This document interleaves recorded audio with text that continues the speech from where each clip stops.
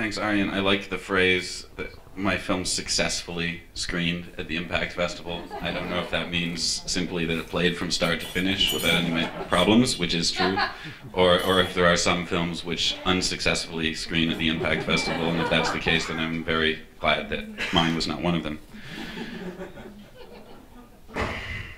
I've been told that it's a good idea to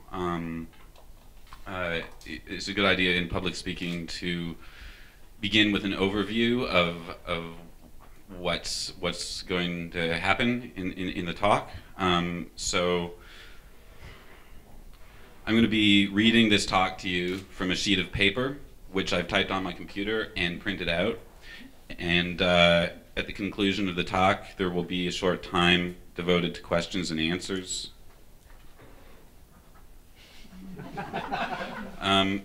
I will also be manipulating my laptop computer. This isn't my laptop, mine is gone forever.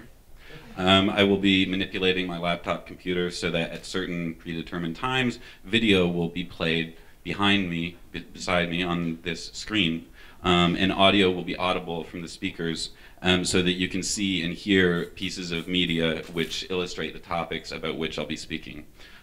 Some of this media will be work which I have made, and some of it will be media made by other people.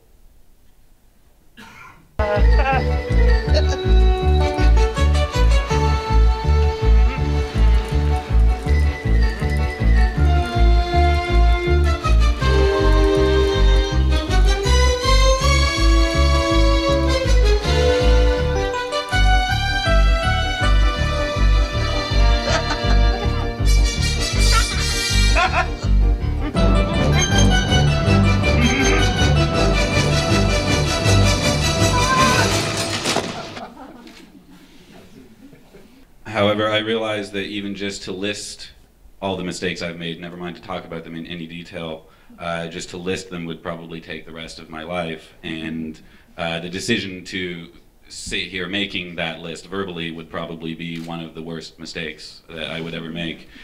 So this title is not quite accurate or honest. And it's my hope to be accurate and honest with you tonight. So I'm going to retitle this talk.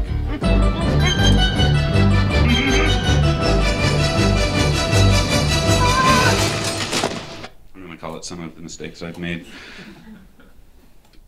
A zombie text is a text which has been resurrected and now shambles forward without agency, unaware of its purpose, mindless, driven only by a hunger for human brains.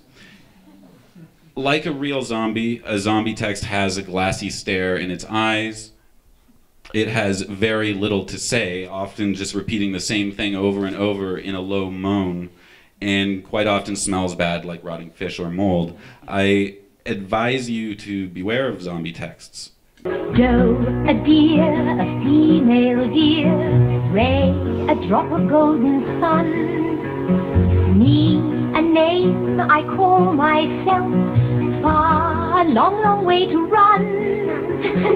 So, a needle pulling thread, la, a note to follow, so, P, a drink with jam and bread, that will bring us back to dough, dough!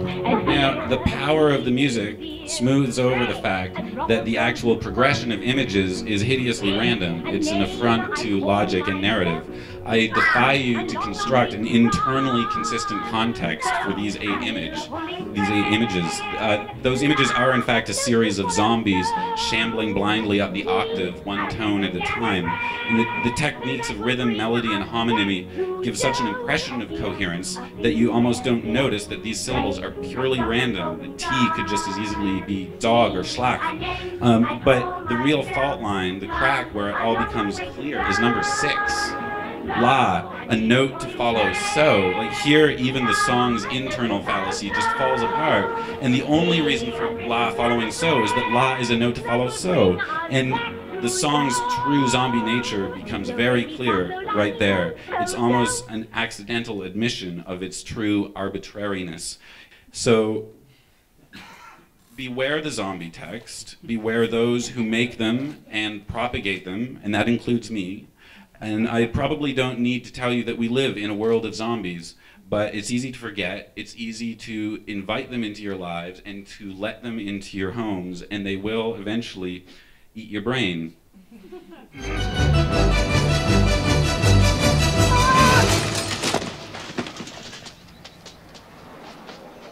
I meant to do that.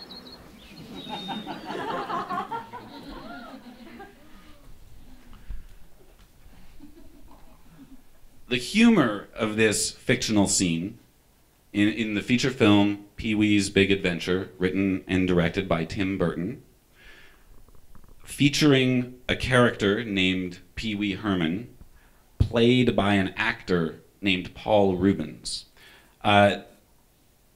This scene is humorous because we know that the character didn't mean to do that. But something else is happening. A crack has opened up here, too. Because the character, Pee-wee Herman, says, I meant to do that, and it's obviously a lie. We laugh at his feeble attempt to cover up his mistake. But it's not just the character, Pee-wee Herman, saying this. It's also the actor, Paul Reubens. And when Paul Reubens, the actor, says, I meant to do that, he is absolutely telling the truth. It was his intention, and the shared intention of him and Tim Burton and everyone involved with making this film. It was their intention that he would ride his bike foolishly, that he would fall off the bike, that he would fly through the air. So at that moment, at this moment, even though Pee-wee Herman is lying, Paul Reubens is telling the truth. And so although we can view this as a scene in a fictional film, we can also view it as something else. This is a record, an audio-visual record, a cinematographic record of the actor Paul Reubens, of the man Paul Reubens, saying truthfully that he meant to do what we just saw. And so in that sense, this record of Paul Reubens' truthful statement is not a fiction film. At this moment, Pee-wee's Big Adventure is a documentary. And at this moment, the fictional mistake is seen to be what it really is in the real world. It's not a mistake, but a successful achievement, a fusing of achievement with intent. And in this moment, I think lies hope for me, perhaps hope for you, and for all of us. Thank you.